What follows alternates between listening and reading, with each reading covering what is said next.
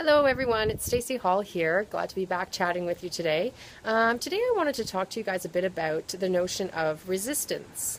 I just finished reading The War of Art by Steven Pressfield for the second time, and it just has had a really profound impact on the way I think about things.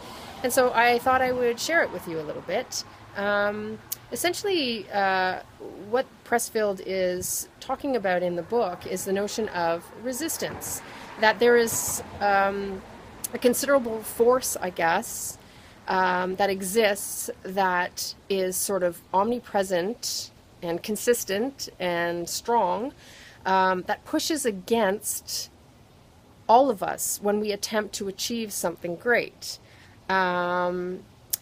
So if you are trying to write your first novel, or get your business to the next level, or paint the perfect painting for an art show, or whatever it is that is a passion pull for you that you're trying to achieve, and you are so hyper aware that there's always like something that sort of gets in the way, that kind of pulls you away from what you know you need to do, that's resistance.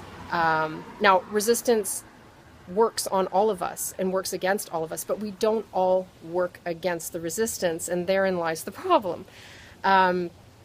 You'll see it in many forms, but somebody who succumbs to resistance sort of on a long-term basis, it will often present as like an incredible, all-encompassing negativity or an addiction sometimes, or they're constantly a victim. Everything is everyone else's fault. They just never take responsibility for anything.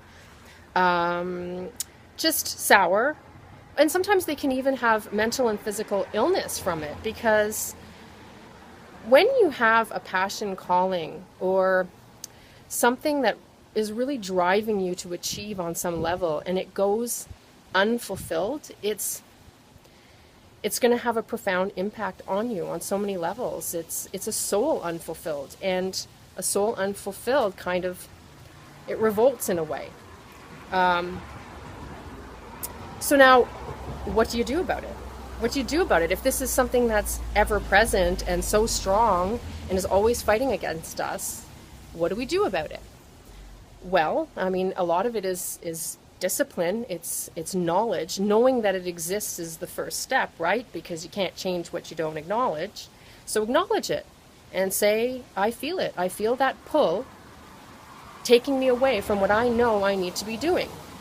So when you come home and you're tired and you know that you should be sitting down at that desk and making some phone calls, or working on your blog or your website, or getting some files in order, or whatever you know you should be doing, and you're not doing it because you just feel like you just want to have a glass of wine and watch Netflix.